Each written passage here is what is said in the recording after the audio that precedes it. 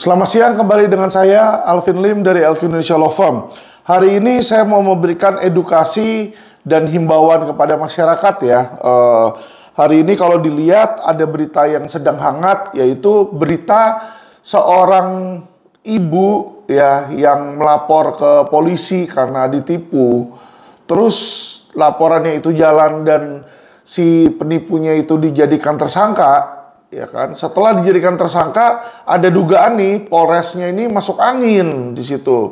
Nah, karena ada dugaan ya oknum yang nggak benar seperti yang Polri gembar-gemborkan kan, Kapolri, Kadifropam, itu semua mereka kan selalu bilang kalau ada oknum lapor, kami akan tindas, kami akan tebas di situ kan, kami mau membenahi. Nah, si ibu ini juga melakukan ya hal yang seperti disuruh di situ. Dia lapor ke Propam.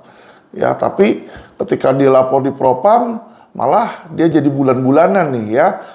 Saya akan beritahu ceritanya secara lengkap ya, lebih mendetail biar teman-teman tahu dan ini bisa menjadi pelajaran yang berharga ya. Digunakan yang bagus-bagusnya silakan diambil di situ ya. Yang kurang berkenan abaikan saja di situ. Oke. Tujuan di sini adalah satu, edukasi hukum, kedua adalah himbauan kepada masyarakat ketika mengalami hal yang sama di situ atau mengalami bahaya atau masalah terkait hukum, maka kalian bisa tahu bagaimana harus bertindak. Oke. Jadi ini singkat cerita, ada seorang ibu-ibu ya berinisial V ya. Si ibu-ibu berinisial V ini kita sebut aja si Ibu Victor misalnya ya. Bukan Victor nama aslinya ya, tapi inisialnya V. Oke, si Ibu Victor ini dia taruh uang di Indosuria beberapa miliar rupiah ya. Dan seperti kita ketahui Indosuria itu ternyata lagi di dalam proses hukum pencucian uang dia dan undang-undang pidana perbankan. Jadi seolah-olah bank gelap di situ sampai Jen BI ya. Nah, dia ketika menjadi korban dia sudah melakukan hal yang benar, yaitu apa? Dia lapor kemana? Ya lapor ke pengacara, dia cari pengacara. Dan nggak main-main teman-teman ya. Dia cari pengacara yang bahkan jauh lebih senior dari saya. Dia cari dan dia gunakan, dia bayar jasa dari pengacara senior Otto Hasibuan, yaitu Ketua Umum Pradi teman-teman.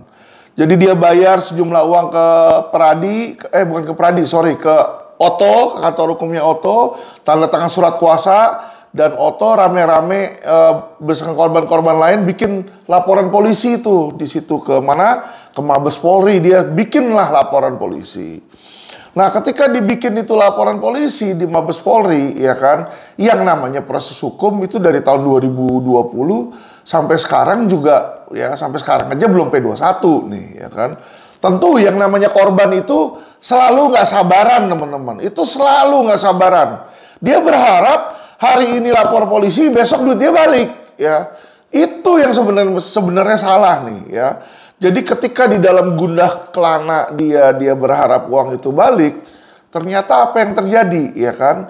Dia ketemulah dengan orang, ya, Natalia Rusli, di sini bernama Natalia Rusli, yang mengaku dirinya advokat. Dia mengaku dirinya advokat. Ya, dia keluarin kartu nama, ditulis itu SHMH di kartu nama ya. Penampilan juga necis, keren di situ ya teman-teman ya. Nah, dia ketemu si Ibu Victor ini, apa yang dilakukan ke Ibu Victor? Dia tawarinlah jasa dia. Jadi dia bilang, kamu mau nggak uang kamu kembali? Katanya. Wah, namanya orang lagi gelisah, ya kan, dikasih harapan, dia nggak tahu asli atau palsu, ya dia bilang mau dong. Mau, gimana caranya? Kok bisa balik, kata dia. Saya ini dekat dengan Junifer Girsang, kata dia, ya. Dengan pakaian necis nih, lihat. Ini bisa dilihat di sini fotonya nih.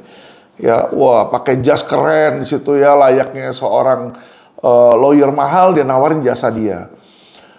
Terus dia bilang, nih kamu lihat foto saya ini sangat dekat sama Junifer Girsang, kata dia. Junifer Girsang ini adalah lawyer dari Indosuria, Koperasi Indosuria. Dan Junifer Girsang sudah memberikan saya alokasi ya, kurang lebih 200 miliar kata dia. Jadi khusus untuk klien saya akan dibayar sampai 200 miliar. Kamu mau dibayar?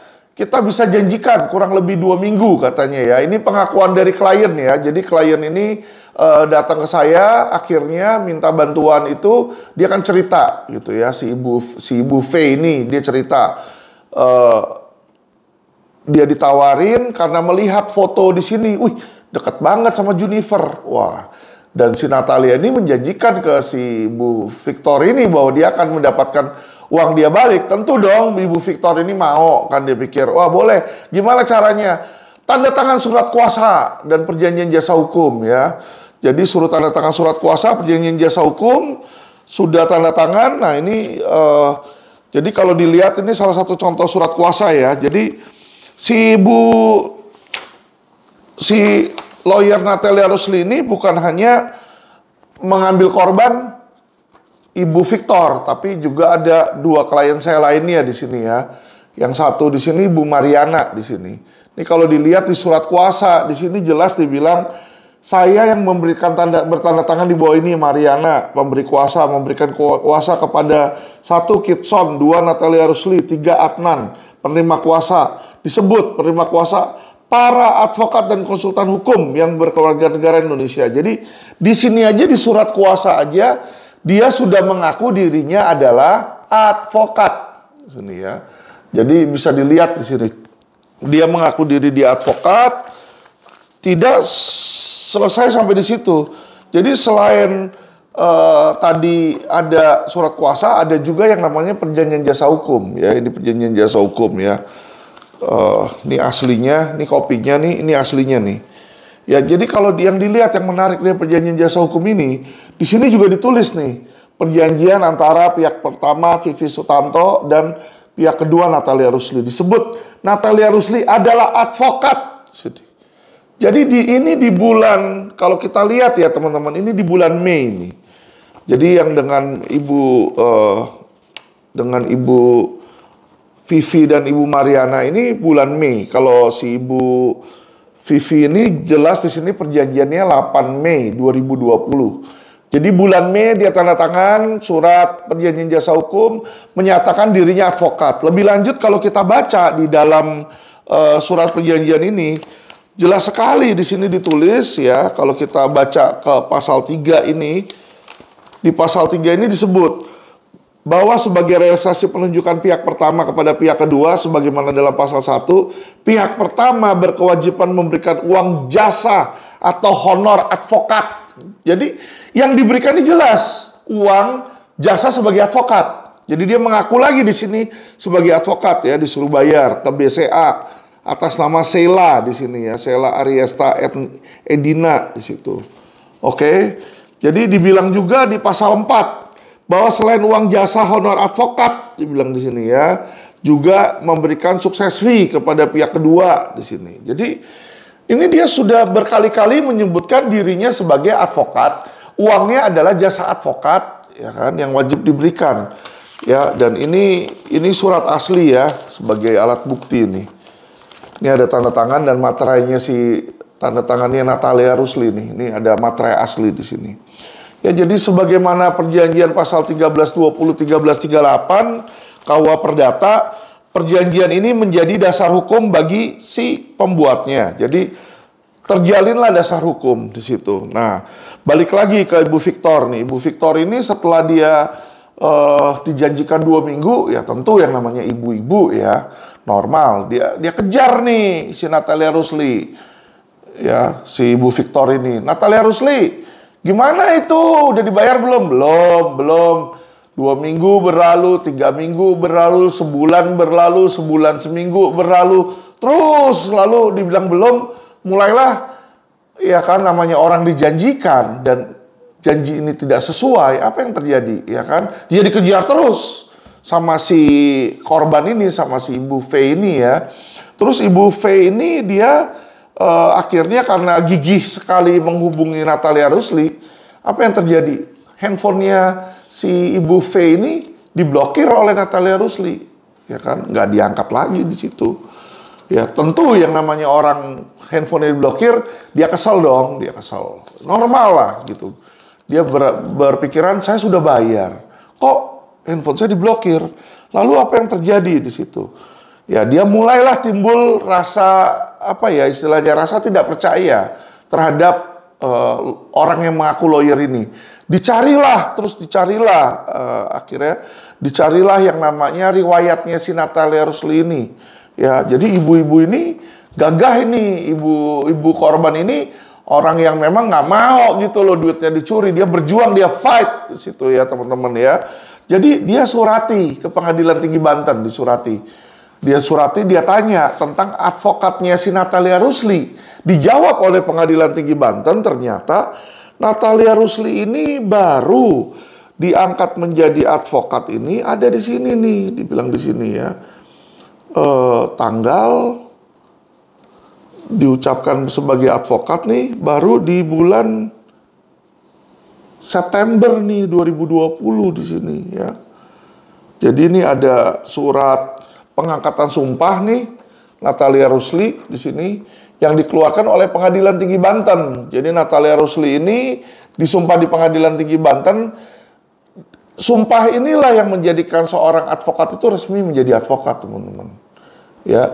Jadi ketika dia belum disumpah di sini ya, sesuai undang-undang advokat itu sebenarnya dia belum lengkap sebagai advokat. Teman-teman ya, belum lengkap sebagai advokat. Jadi harus disumpah itu. Disumpah istilahnya diangkat di sini. Dibilang di sini ya, berdasarkan Undang-Undang RI nomor 18 tahun 2003. Berarti kan ini Undang-Undang RI nomor 18 ini tentang advokat nih, disaksikan telah mengambil sumpah bahwa saya memegang janji teguh Pancasila sebagai dasar, menggunakan nama saya melaksanakan profesi pemberi jasa hukum, bertindak adil, tanggung jawab berdasarkan hukum dan keadilan dalam melakukan profesi di luar pengadilan, tidak akan memberikan janji kepada hakim, pejabat lainnya yang memenangkan menguntungkan perkara klien, menjaga sikap saya melakukan pembelaan, memberikan suatu perkara daripada tanggung jawab saya, profesi saya sebagai seorang advokat ada di sini ya. Kiranya Tuhan menolong saya. Demikian dibuat ditandatangani oleh Ketua Pengadilan Tinggi. Jadi ini sahnya seseorang menjadi advokat ini ada sebenarnya ketika advokat ini disumpah, teman-teman ya. Disumpah. Jadi kalau kita lihat dari sini dia disumpah nih bulan September, padahal April dan Mei dia sudah menawarkan jasa dia, sudah bilang bahwa diri dia adalah seorang advokat, teman-teman ya. Jadi ternyata disinilah makanya merasa dirinya tertipu, Kenapa? Karena ternyata saat itu Natalia Rusli ini belum lengkap atribut dia sebagai seorang advokat di situ ya. Nah, di saat dia menerima itu pun ternyata belum advokat. Nah, terus orang ini nggak berhenti sampai sini, teman-teman ya. Jadi si Ibu V ini masih terus ngejar dan masih terus mencari tentang jati dirinya si Natalia Rusli. Akhirnya apa? Disuratilah sama si Ibu V ini ke Dikti, teman-teman ya. Jadi dia mau tahu nih ijazahnya si Natalia Rusli nih, si Ibu V mau tahu nih ijazahnya bener nggak di situ kan. Jadi disuratilah oleh si Ibu V ini ke Dikti, teman-teman. Dikti itu pangkalan data Dikti ya. Di pangkalan data Dikti ternyata setelah disurati melalui kuasa hukumnya, ini ada surat balasan dari Dikti. Dikti menyatakan bahwa ijazahnya Natalia Rusli itu tidak terdaftar. Ya. Padahal berdasarkan peraturan Permenristek Dikti nomor 59 tahun 2018, berdasarkan peraturan itu ijazah itu wajib terdaftar oleh Dikti. Ya, jadi ketika dia bilang SH-nya ini nggak terdaftar, teman-teman ya. Ibarat misalnya ya, seseorang mau bikin paspor, dia mau bikin paspor, dia datang ke kantor imigrasi, ya, ketemu sama petugas imigrasi. Nah, dia ketemu petugas imigrasi, keluarlah paspor, tapi paspornya nggak terdaftar di situ. Walaupun yang memberikan kepada dia oknum itu adalah petugas imigrasi resmi, tapi kalau nggak terdaftar, Bisa nggak dia pakai keluar negeri? Ini namanya nggak terdaftar, datang ke airport dimasukin komputer, loh kok nggak keluar nih nomornya, nomor pasportnya. Sama ijazah ini juga gitu teman-teman ya. Ijazah ini dimasukin ke Dikti nggak keluar nomornya di situ. Nah, jadi seharusnya kan orang kalau dia tahu, dia sudah tahu pasportnya itu nggak terdaftar, dia mau keluar negeri, apa yang dia harus lakukan? Ya toh dia nggak bisa ya kan main sogok atau main suap, ya udah yang penting gue keluar negeri. Kan seharusnya nggak boleh begitu misalnya. Apa yang harus dilakukan? Ya dia harus ke kantor imigrasi lagi diurus. Kenapa kok ini saya punya paspor nih? Ya kan, blankonya apa semua resmi nih, asli, ya kan? Tapi kok nggak terdaftar? Tolong dong didaftarin. Harusnya kan seperti itu teman-teman. Jadi sama, Natalia Rusli ini seharusnya didaftar ke Dikti, dia urus. Ijazah S1 saya nih nggak terdaftar Dikti, tolong dong didaftarin. Nah, ternyata di situ dia nggak daftarin. Apa yang dilakukan lebih lanjut? Dia ambil kuliah S2 teman-teman, menggunakan kopi ijazah yang tidak terdaftar Dikti itu, atau disebut aspal, asli tapi palsu. Aslinya kenapa? Ya mungkin yang bikinin oknumnya itu memang petugas universitas ya, atau pegawai universitas atau pengurus universitas. Tapi palsunya kenapa? Karena tidak terdaftar pemerintah, tidak diakui oleh pemerintah resmi, teman-teman ya. Jadi disitulah istilah aspal itu ada ya. Nah, ini dia pakai, dilihat di sini, dia kuliah nih, lanjutkan kuliah S2 nih. Ya kan, karena mengetahui ini orang, wah kok kuliah S2 ini, S1-nya aja bermasalah. Apa yang saya lakukan? Saya lakukan somasi nih. Jadi saya somasi ke universitasnya. Jadi Unpam saya somasi, saya bilang, Unpam, kamu tahu nggak bahwa ini ijazah S1-nya ini nggak terdaftar Dikti? Padahal teman-teman, di Unpam itu kalau teman-teman masuk, ada salah satu listnya adalah ijazah itu harus dia lampirkan perinan halaman Dikti. Harus, itu wajib. Jadi kalau masuk ke websitenya Unpam, lihat di situ sarjana hukum, ya mau ngambil di situ, dia akan minta tuh perinan dari Dikti, ya. Jadi perinan lembaran halaman Dikti bahwa ijazahnya itu terdaftar. Jadi ternyata ijazahnya ini nggak terdaftar, teman-teman ya. Ijazahnya nggak terdaftar kan. Akhirnya setelah saya suratin Unpam, diproseslah laporan aduan saya, dipanggillah si Natali. Ya, dan si Natali ini berpikir, daripada gua dikeluarin dengan tidak hormat, karena saya bilang sama Unpam, kalau kamu tidak keluarin, ini kan orang kan nggak punya legalitas yang sah. Saya akan gugat ke pengadilan. Nah, jadi karena saya sudah keras di situ bilang melakukan proses hukum, akhirnya si Natalia Rusli diinfoin sama Unpam, ya kan mau disidang. Nah, akhirnya apa? Dia mengundurkan diri, teman-teman. Jadi kalau di kartu nama dia tulis SHMH, MH-nya itu belum lulus, dia nggak berhak menyandang gelar MH. Kenapa? Orangnya belum lulus kok, ini cuma semester 1 doang di sini. Jadi kalau dilihat di perinan dia, S2 di sini, status mahasiswanya mengundurkan diri nih. Kalau lulus, statusnya pasti tulisannya di sini nih adalah lulus, ya. Dan ada nomor ijazah, teman-teman. Ini tidak, ya. Jadi ini dibilang di sini mengundurkan diri, teman-teman, ya. Nah, disinilah berarti orang ini ya, si Ibu V ini, ya Ibu V ini merasa makin kesel dia ya. Termasuk klien saya yang lain ya, Ibu Mariana, Ibu Vivi Sutanto, ini dia merasa kecewa, merasa ditipu. Dia bilang, kalau dia tahu ini nggak SHMH, nggak ada janji dari Junifer, dia tahu ijazahnya itu ternyata nggak terdaftar, dia nggak bakal mau itu. Ya, nah nggak selesai di situ teman-teman ya. Saya ajukan sidang etik. Jadi saya suratin ke KAI, saya sidang etik, saya bilang bahwa ini jasanya ini nggak terdaftar. Nah, ditulis di sini oleh KAI ya, menimbang memperhatikan Permenristek Dikti. Jadi ini ada nih peraturannya Permenristek Dikti ya, memperhatikan di situ, menimbang, makanya dibilang di sini dalam pokok perkara menerima pengaduan dari pengadu ya. Terus dia bilang yang kedua, mencabut kartu advokat. Jadi kartu advokatnya dicabut. Jadi sebenarnya kalau di dunia yang ideal itu seorang advokat itu seharusnya dunia advokat ini cuma punya satu organisasi ya. Kayak ID saat ini satu baru jadi dua nih. Sebenarnya si Menkumham juga Yasona pengennya satu teman-teman, tapi dia jadi sekarang multibar. Pradi aja ada 7 ya. Jadi disinilah yang membuat nih kisruh. Seseorang dicabut keanggotaannya dari satu organisasi advokat, dengan mudah dia nyebrang ke organisasi advokat lainnya teman-teman ya. Jadi hal inilah kawan-kawan yang membuat bahwa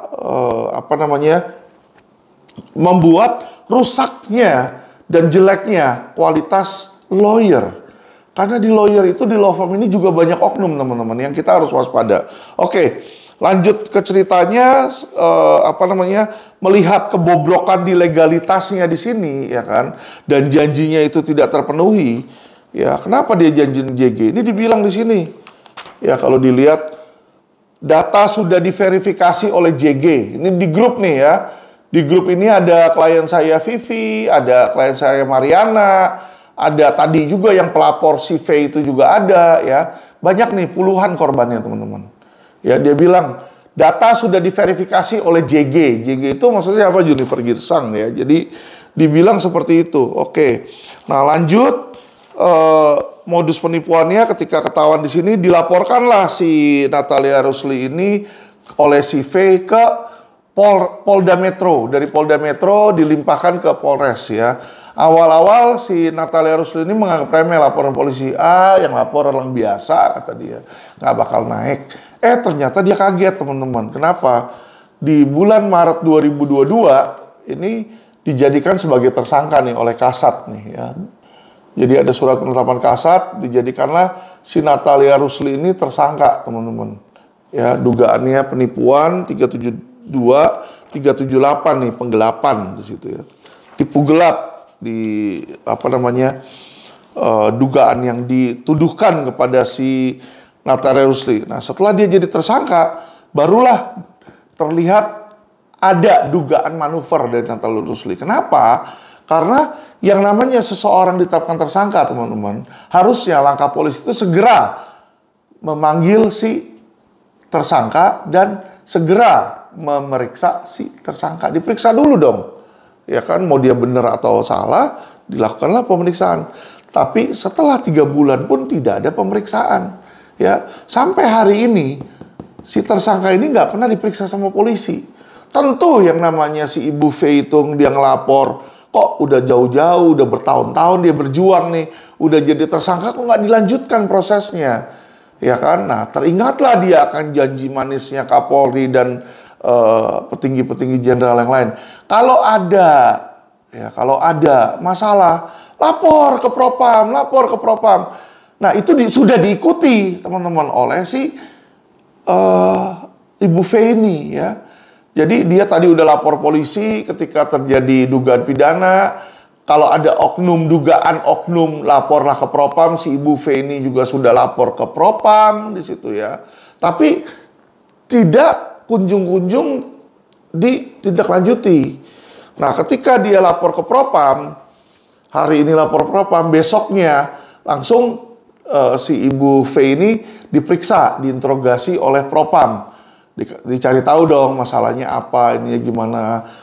Dia cerita, ya saya sudah 2 kali mengajukan menolak karena dipaksakan untuk restoratif justice. Restoratif justice itu nggak bisa dipaksakan. Dua belah pihak harus setuju. Itu sebenarnya seperti itu. Prinsip kesepakatan pasal 1320, 1338 perikatan.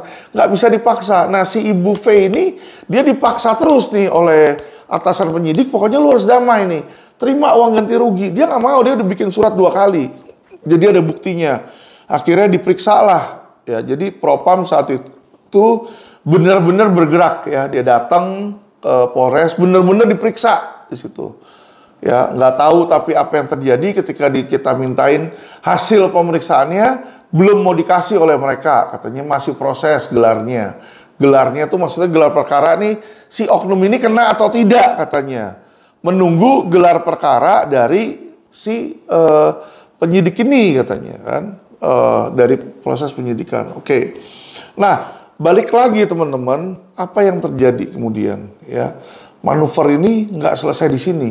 Ternyata ya kan si Natalia Rusli ini yang namanya orang mau jadi tersangka kemungkinan ditahan, normal kalau dia melakukan perlawanan ya gitu loh. Ya, kita juga lihat di media-media dengan gagahnya, dengan angkuhnya dia bilang saya kuasa hukum Raja Sabta Oktohari. Dia bilang Raja Sabta Oktohari itu penjabat negara, ketua NOC, bla bla bla ya kan. Jadi merasa dirinya ini tentu super gitu ya.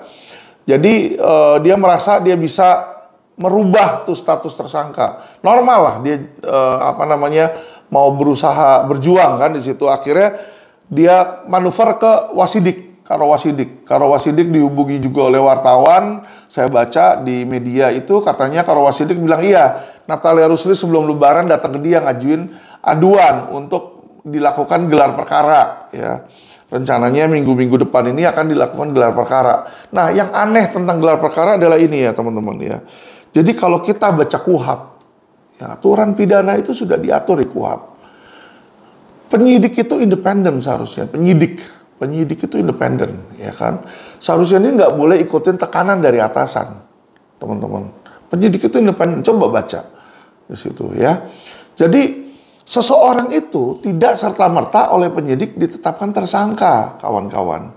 Jadi, dia masuk dulu proses lidik, terus lidik itu adalah menentukan apakah ada unsur pidananya atau tidak. Itulah lidik.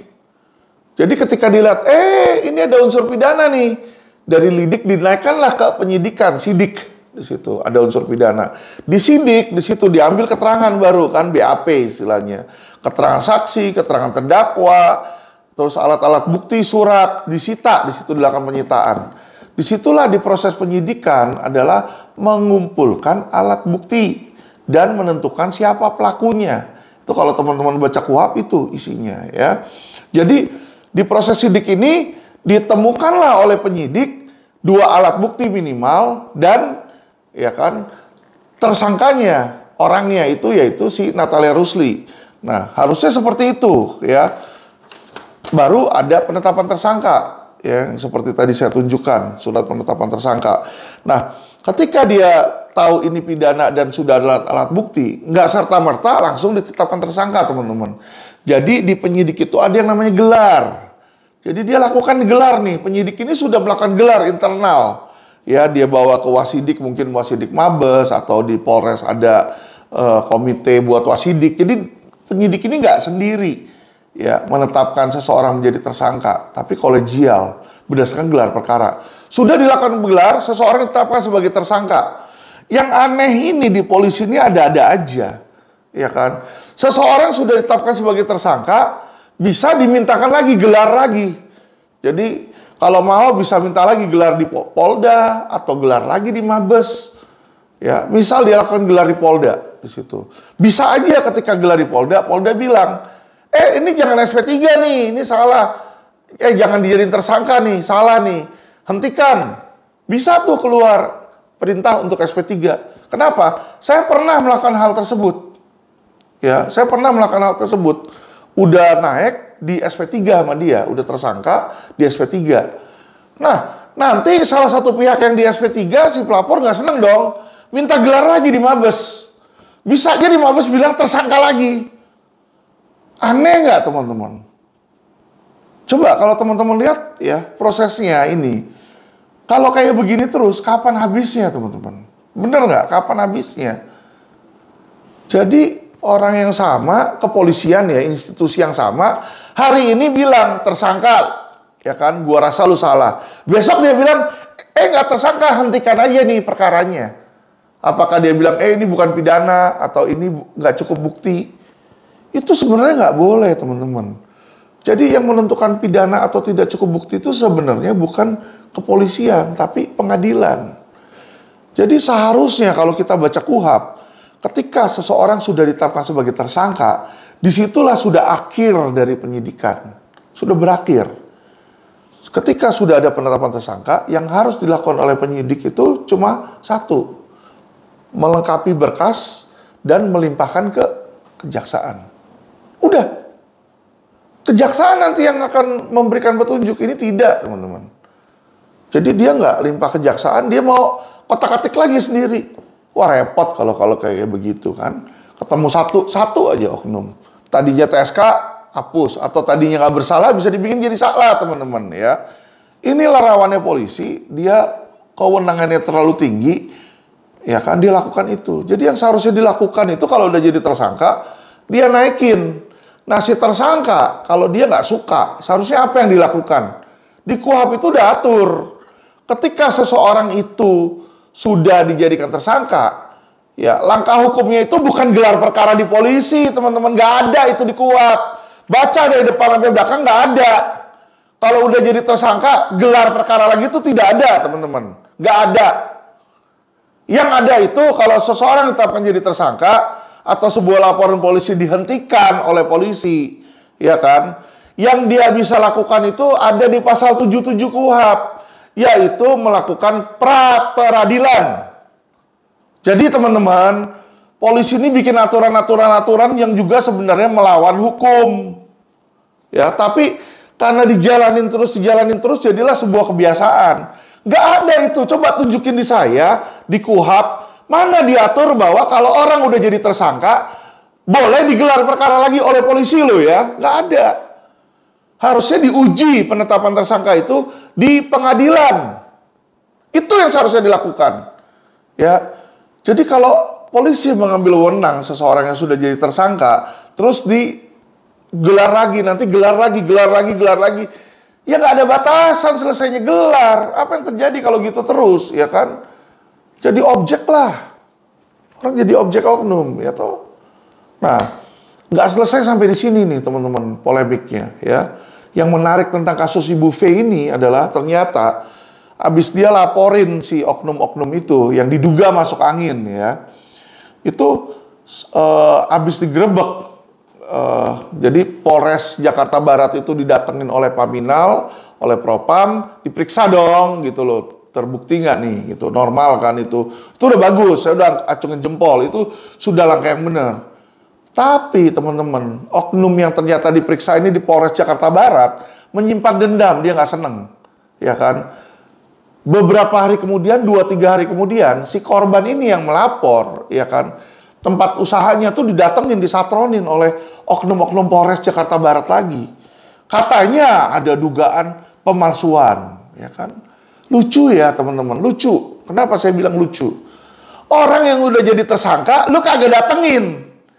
Dia kan polisi nih, Polres Jakarta Barat. Ngerti dong hukum dong. Lu udah netapin orang sebagai tersangka, berarti kan buktinya udah ada nih. Unsur pidananya ada. Orangnya nggak mau datang, nggak kooperatif. Kasarnya ngomong tuh, si Natareus ini melecehkan kepolisian. Apa ini panggilan polisi? Bodoh amat, sebodoh taing kata dia kan. Itu lu kagak tegas sama mereka. Korban yang sudah melapor, malah didatengin, disatronin. Dia bilang, ada dugaan bu, pemalsuan. Bukankah kalau ada dugaan pemalsuan, lapor dong ke polisi. Ketika lapor polisi, apa bisa polisi serta-merta datengin gedor-gedor bisnis orang? Seharusnya nggak bisa, teman-teman. Proses lidik-sidik dulu. Dilidik, disidik, ketemu alat bukti, disidik, baru. Jadi udah harus ada sprindik. Dan kalau mau geledah rumah atau truk atau barang orang, itu harus ada izin penggeledahan. Ya harus ada izinnya, penggeledahan itu diatur di KUHP. Izinnya dari mana? Dari pengadilan. Jadi si korban Ibu V ini minta sama penyidik ketika datang, mana surat penyidikan kamu? Nggak ada surat penyidikan, adanya cuma surat tugas katanya. Surat tugas. Lucu, seorang polisi berlindung di dalam surat tugas. Ya kan? Mau geledah, mau cari-cari. Yang apa yang dia tanya? Ada izin nggak nih usahanya? Ada izin nggak? Emangnya lu dari Pemda apa? Ada izin? Sejak kapan polisi ngecek ada izin atau enggak? Nggak usah jauh-jauh. Itu Natalia Rusli. Ya kan SH-nya ini nggak terdaftar, bos. Goblok amat sih lu. Ya dong, lu nggak usah cari-cari yang orang kayak begitu. Orang mau lakukan bisnis. Yang udah tertera jelas, kelihatan jelas penjahat aja lu kagak tangkap. Ya kan? Malah lu kesana minta izin-izin usaha orang, barangnya mana, trademarknya, policy-nya. Itu sudah ada hukumnya. Udah ada di Haki itu, di Dirjen Haki, ya kan? Di Kumham, itu dia ada proses penyidikannya. Harus ada laporannya. Ini laporan kagak ada, surat perintah penggeledahan kagak ada, nyatronin rumah orang. Ketika ditanya siapa yang suruh, ternyata yang suruh ini sama. Ini Kasat ini ya. Jadi Kasat ini ternyata infonya ini sudah dimutasi sama Kapolri ya. Jadi ada TR Kapolri dipindahin. Jadi teman-teman ya, saya nggak menyalahkan Kapolri, saya nggak menyalahkan Kadif Propam. Kapolri ini kalau saya lihat sudah tegas. Dia tahu kemungkinan ada oknum masuk angin di Polres, dicopot sama dia, dipindah, dimutasi ya. Ya, jadi si Kasat ini dimutasi ya. Jadi itu Kapolri menurut saya udah bagus, sudah tegas, toh. Ya kan, Propam pun juga sudah tegas. Kenapa? Sudah datang sana periksa, teman-teman ya. Tapi oknum yang bermain sama sekali nggak respect sama Kapolri dan sama Kadif Propam. Dia nggak peduli mau Kadif Propam bintang 2, mau Kapolri bintang 4, ya kan? Dia kesel, dia suruh anak buahnya perintahkan jalan, kerjain itu korban. Ini yang membuat oknum-oknum seperti ini yang merusak institusi Polri. Makanya saya sudah berkali-kali bilang, ya kan? Dulu Kapolda bilang, kita akan lakukan tour of duty. Bodoh itu tour of duty. Itu salah kaprah. Oknum ini, teman-teman, itu ibarat sampah, ibarat tai. Ya kan? Kalau di dalam rumah kita, di dalam rumah institusi Polri ini saya ibaratkan rumah. Dalam rumah ini banyak isinya, ya kan? Di dalam rumah ada salah satu isi itu ada tai di situ. Ya ada tai. Misalnya di ruang tamu deh ada tai, ya kan? Terus ada tamu datang ya, tamu ini masyarakat toh. Masyarakat kita datang ke rumah Polri, ya kan, ke rumah. Lihat terus bilang sama Kapolri pemilik rumah, ya kan, atau Pak Kadif Propamnya, misalnya Kadif Propam ibu rumah tangganya anggap ya. Kita bilang nih sama pemilik rumah, sama ibu rumah tangga, istrinya juga kita bilang, "Pak, itu di ruang tamu Bapak ada sampah, bau Pak, ya kan, tolong dibenahi." "Siap," kata dia, "saya benahin." Gimana cara benahinnya? Apa yang kalian lakukan kepada tai dan sampah? Harusnya kan itu tai diambil, dibuang keluar rumah. Bener nggak? Ini kagak. Kalau di Kapolri itu, di Polri itu sistemnya ada tai, ada sampah, di ruang tamu, dipindahin di tour of duty, istilah kerennya. Pindahin ke ruang makan, biar tamunya nggak cium baunya. Besok ada sampah lagi, ada tai lagi, di mana dia pindahin lagi ke tempat lain. Jadi ini tai nggak hilang, numpuk makin lama makin banyak. Inilah oknum itu makin banyak, teman-teman. Ya, oknum yang sudah berani, ya kan? Dia udah tahu Kapolri mutasi dia. Ya kan, Propam sudah periksa dia udah tahu. Tapi dia nggak takut, teman-teman. Ya kan, dia berani perintahkan intimidasi itu korban. Itu kan udah gila. Jika ini terus-menerus terjadi, apa yang terjadi? Saya yakin kok, masyarakat juga lama-lama nggak percaya sama Polri nantinya. Itu yang saya takutkan. Ya kan, benar kita bicara oknum. Tapi kalau oknum itu sudah penuh mengisi rumah tersebut, ya kan, itu udah bukan jadi rumah lagi, teman-teman. Jadi kalau sepanjang mata orang lihat sebuah rumah isinya tai semua, itu sudah bukan rumah, itu sudah jadi tempat sampah. Bener nggak?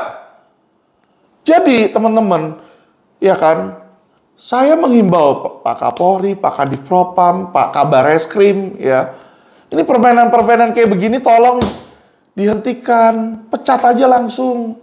Ya, jadi Pak Jokowi udah bilang, jangan ganggu bisnis masyarakat. Ini yang kalian lakukan seperti ini, cari-cari, ada izin nggak, izin usaha. Emangnya ada tugas Polri itu melihat ada izin usaha apa nggak? Ya, nggak usah kayak begitu. Tuh satronin kalau berani, Raja Mas, ya kan, 1001 itu buka itu lakukan perbuatan ilegal. Polisi mana? Mata kalian tutup.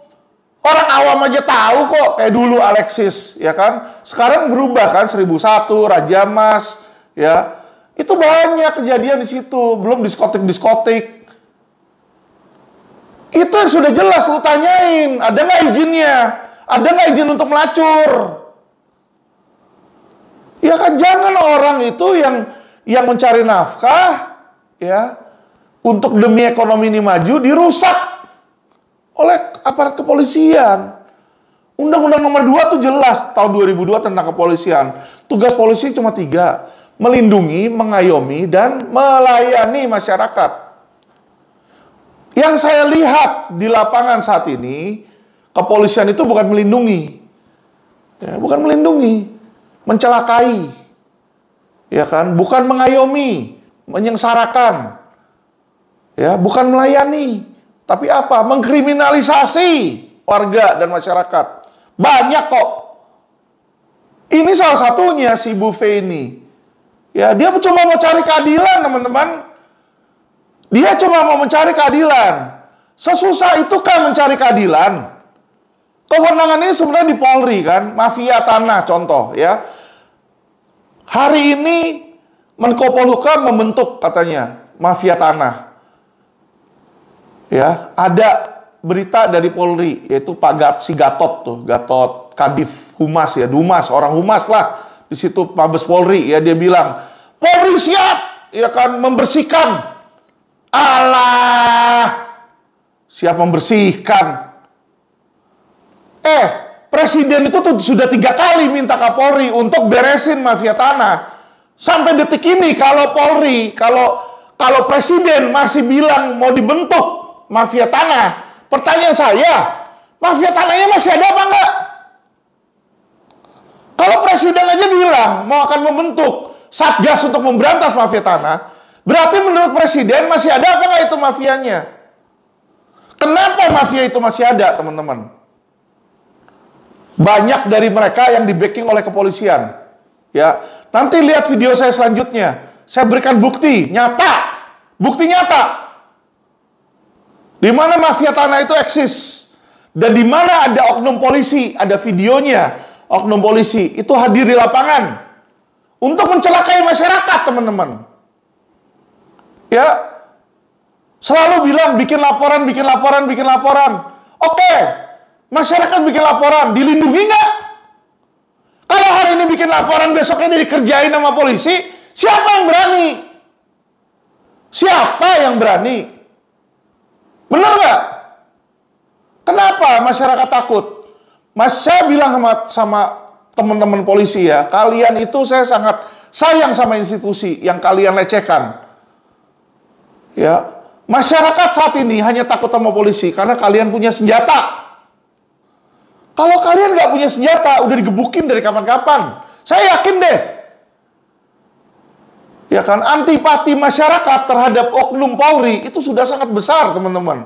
Korbannya udah banyak. Sudah banyak korbannya. Masyarakat itu sudah tidak melihat Polri sebagai aparat penegak hukum yang melindungi masyarakat, teman-teman. Tapi di mana-mana oknum Polri itu dilihat sebagai kepolisian yang memeras masyarakat. Ya, saya masih teriak-teriak seperti ini. Tujuan saya baik. Saya ingin Polri berubah. Kapolri ini harus bisa dihormati oleh anak buahnya. Kalau anak buahnya nggak bisa hormati, mohon maaf Pak Kapolri, itu dipecat aja. Dipecat yang kayak begitu Pak Kapolri. Saya kalau ada anak buah saya di LQ Law Firm kemarin itu, ya kan, saya jalan dia nggak mendukung, saya mau kemana dia nggak mendukung, saya keluarin langsung dari law firm saya keluarin. Ya, saya ada pegawai waktu itu yang mencorong laptop, ya kan, bukan hanya saya keluarin Pak Kapolri, saya jeblosin ke penjara itu. Ya, kemarin itu kita di LQ Law Firm ini ada OB yang nyolong laptop terus dia gadain laptop kantor kami. Ketahuan sama saya bukan hanya pecat dan keluarkan. Saya laporin polisi di penjara itu. Itu yang seharusnya Bapak Kapolri lakukan kepada oknum-oknum Polri. Kalau dia sudah mencelakai masyarakat, itu dia sudah tidak punya hati sebagai Polri. Tidak punya hati sebagai pelindung, pengayom, dan pelayan masyarakat, Pak Kapolri. Yang kayak begitu dipecat aja. Ya, saya yakin Pak Kapolri, kalau SDM Polri di-cut setengahnya pun, itu Polri masih tetap akan berjalan dengan baik kok. Lebih baik punya satu orang asisten saya nih yang loyal, yang kerja keras, dibanding saya punya 2 orang yang ngawur, yang ngaco, yang males. Ya, itu Pak Kapolri, sedikit ilmu manajemen. Ya, Bapak mungkin selama ini sibuk reserse penyidikan. Ini yang harus terapkan Pak Kapolri, tegas. Jadi saya kalau mendengar Pak Gatot itu Kadif bilang, iya polisi akan membantu, lah justru pelindungnya kalian kok. Bukan pelindung masyarakat loh, pelindung para kriminal. Balik lagi nih Pak Kapolri ya, balik lagi. Saya bilang hukum masih tumpul ke atas. Sebutkan satu perusahaan gede yang sudah dilakukan penahanan itu apa? Mahkota belum. Narada belum. Minapadi belum. Mahkota itu 8 triliun. Pak Kapolri, 8 triliun mahkota. Ya, mahkota dan Oso Sekuritas tuh. Itu besutan Raja Sabta Oktohari. Sampai sekarang pihak kepolisian nggak punya nyali untuk menahan pelakunya. Nggak ada. Minapadi sama, ya kan, ada backingan, infonya anggota DPR. Narada juga sama, nggak ada yang ditahan. Ya, banyak kalau saya sebutin nggak habis-habis. KSPSB tuh kemarin baru Iwannya itu di Mabes, ya kan. Saya sudah berulang kali bilang sama petinggi Polri, itu ditahan, diproses. Alasan Polda Jabar, alasan semua dipul ke Polda Jabar. Terus nunggu semua LP ada dulu. Indosuria aja yang sekarang udah dijadiin tersangka ditahan, masih ada laporan polisi baru. Saya masih bikin laporan polisi. Ya. Jadi kalau nunggu sampai semua pelapor melapor, itu sampai tahun kuda nggak akan selesai. Jadi itu udah modus. Bapak Jenderal petinggi Polri, ya kan? Sorry, pakai otak dikit. Alasan kayak begitu. Ini sudah 2 tahun KSPSB itu nggak jalan. Alasannya sama. Nunggu laporan. Digabung semua. Mau sampai kapan? Laporan baru ada terus, orang ribuan kok yang lapor. Seharusnya kan yang udah ngelapor diproses dulu. Semua juga begitu. Indosuria juga gitu. Nggak semua kok sampai sekarang yang lapor. Yang lapor itu bisa dihitung ratusan. Padahal korbannya ribuan. Ya, jadi lucu gitu loh. Polri yang sedemikian hebat, jenderal-jenderal yang sedemikian hebat, tapi berpikirnya itu terlalu rumit padahal jawabannya solusinya simpel. Ya. Jadi yang ditangkap itu ya, yang menghina agama. Bukannya saya nggak bilang menghina agama itu nggak penting. Ya. Tapi maling kelas seri, saya hari ini baca ada yang ditahan mencuri tandan pisang karena orangnya miskin. 400.000 itu harga tandan, 400.000 nyuri di PTPN, dari pohon ya, orang desa gitu ya. Ditahan.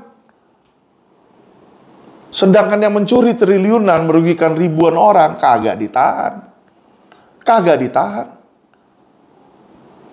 Ya, Minapadi, KSPSB di situ. Indosuria udah ditahan, tapi belum P21 toh. Itu pun juga karena saya desak terus-menerus. Yang lain mana? Mahkota mana? Oso Sekuritas mana? Itu nggak ada yang jalan. Ya, jadi saya ini punya alasan saya berbicara. Saya menghimbau kepada kepolisian, ya kan?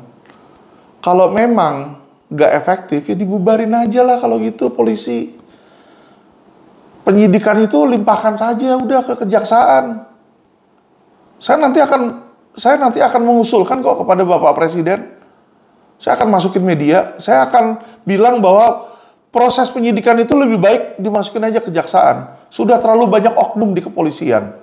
Hari ini dibilang tersangka, besok dilepas.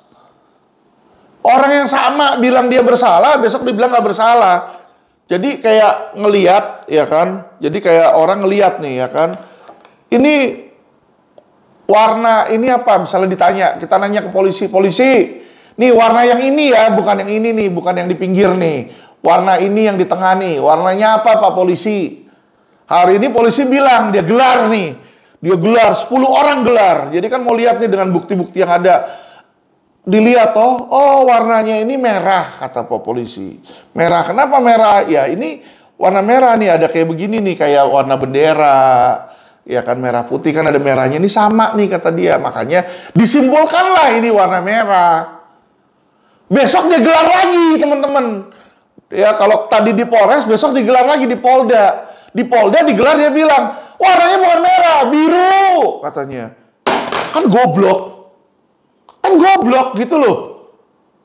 Lo ngelihat hal yang sama nggak bisa melihat hasilnya bisa berbeda, terus di mana asas kepastian hukumnya?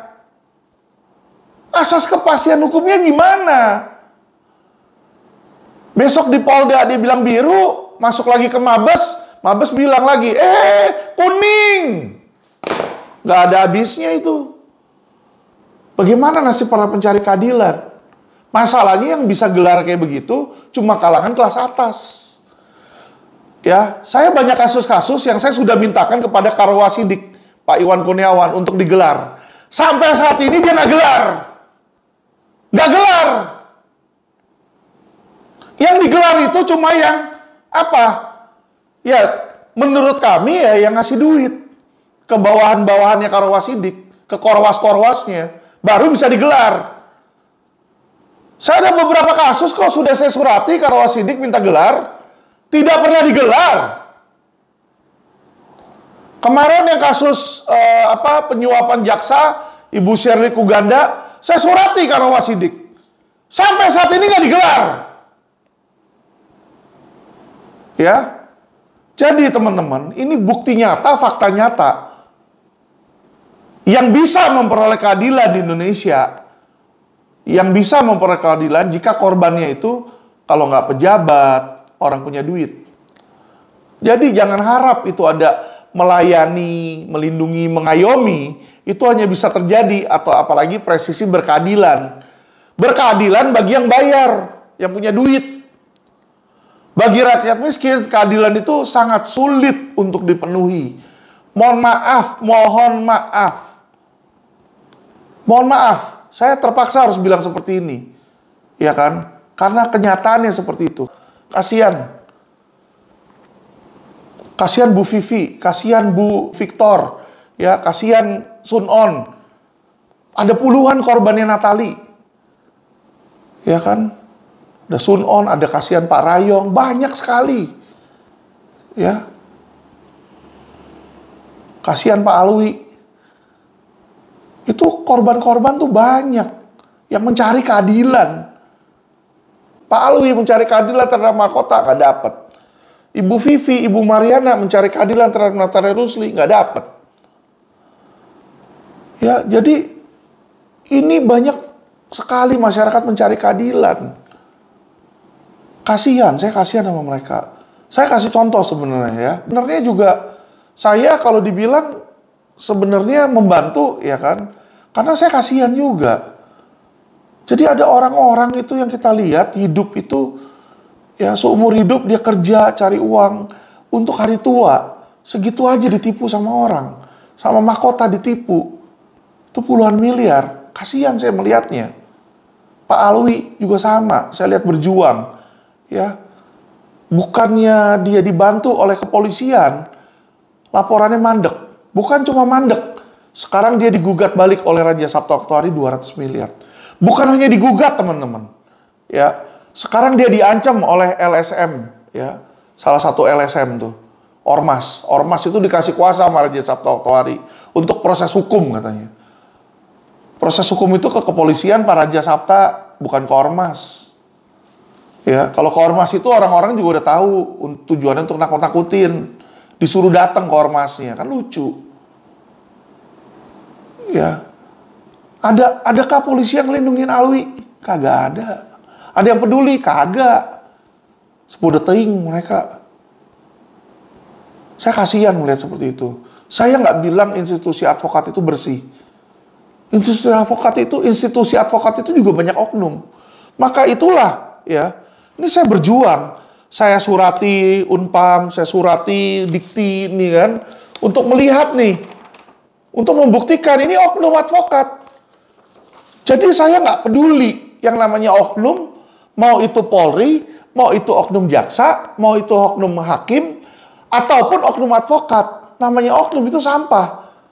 Itu saya lawan, wajib kita lawan, wajib kita bersihkan. Jangan Polri itu punya semangat yang salah. Oh, dia penjahat, tapi dia polisi, ya kan? Udah lindungin aja, udah dah, lu di belakang aja urusan ada, biar nggak kelihatan dah, ya. Pak, walaupun polisi, jubahnya, dalamnya itu penjahat, oknum itu, copot. Bukan cuma dimutasi, Pak. Pecat dengan tidak hormat, Pak. Itu nanti dengan Bapak lakukan itu, Bapak baru akan mendapatkan respek dari bawahan. Kalau perlu setengah workforce Polri, buang. Cari lagi orang baru. Yang brengsek lagi sisanya. Kalau memang perlu misalnya setengah dari setengahnya ini, seperempatnya busuk lagi, buang lagi. Hire lagi yang baru. Banyak orang-orang baik yang mau jadi polisi, Pak. Ya, jadi tolong itu dilakukan. Oke, sekian edukasi dari saya. Saya berdoa meminta supaya suatu saat institusi Polri bisa berubah. Ya, institusi Polri bisa berubah. Saya juga berdoa biar Tuhan juga bantu para korban, ya. Terutama korban-korban investasi bodong yang udah kena tipu sama perusahaan investasinya, terus kena tipu lagi sama advokat bodong lagi. Mereka ini nggak ada yang bela.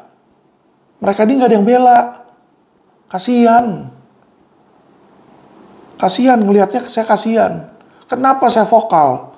Saya vokal tuh bukan yang saya suka ngelawan polisi, tidak. Saya tahu resiko melawan polisi itu berat. Satu, salah ngomong saya bisa di-ITE-kan, bisa dipenjara. Kedua, bisa aja kalau ada yang kilaf mata, oknum-oknum polisi, matiin saya. Resikonya itu besar berbicara. Besar. Tapi satu hal, saya lakukan. Ya kan? Karena saya punya iman kepada Tuhan. Iman saya kepada Tuhan, Tuhan bilang, kasihilah sesamamu manusia. Itulah makanya saya bertekad menjadi lawyer yang baik. Saya mati-matian kerja dari pagi sampai tengah malam. Bahkan kadang malam tidur 2 jam bangun. Ya, ada korban investasi yang stres, yang gimana. Saya layani telepon sampai pagi. Karena mereka ini bukan cuma butuh bantuan hukum. Hati jiwa mereka tuh tergoncang. Itu yang saya lihat. Dan kalau tidak ada yang merasa peduli dengan mereka, banyak dari mereka, apa yang mereka lakukan? Mengambil jalan pintas. Bunuh diri.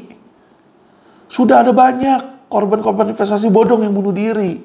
Kasihan itu teman-teman. Ya. Jadi saya nggak peduli dengan diri saya.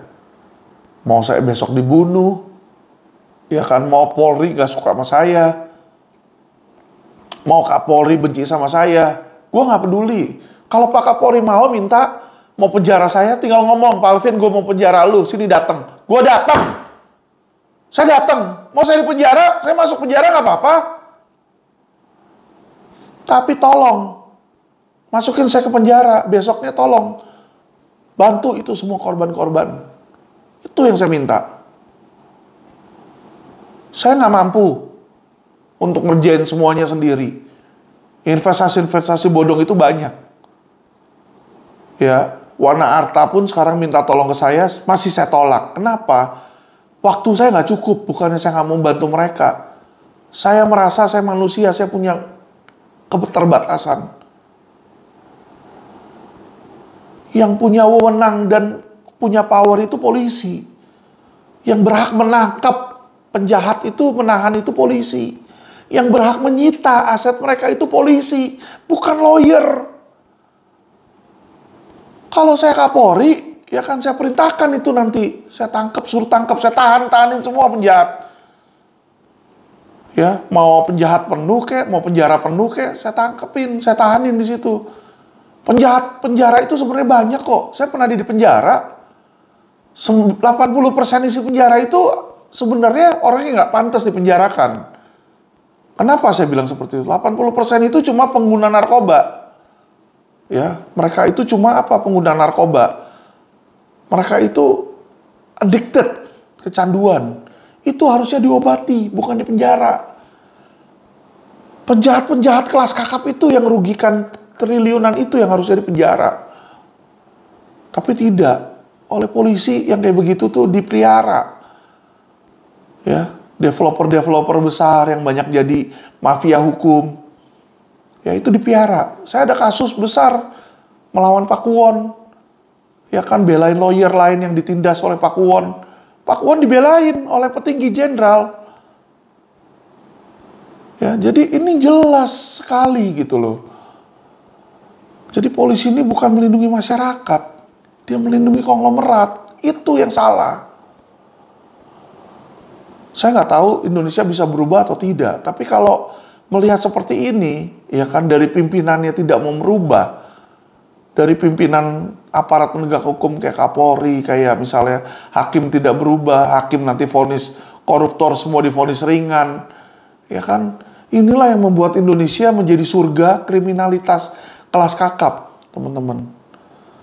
Ya, jadi penjahat money game, skema Ponzi itu dari Malaysia, orang-orang Malaysia tuh banyak ke Indonesia. Ini yang saya kasihan. Jadi orang Indonesia itu jadi korban. Oke, sekian video dari saya. Semoga bisa berguna bagi teman-teman, biar teman-teman bisa tahu. Dan tolong bantu share video ini kalau bisa sampai ke kuping Bapak Presiden, Bapak Menko Polhukam.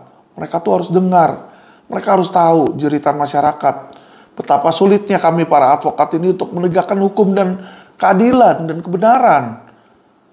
Ya, tolong masyarakat bantu perjuangan kami. Kami berjuang untuk biar supaya keadilan ini ada. Yang selama ini hanya ilusi saja. Terima kasih. Salam cerdas hukum.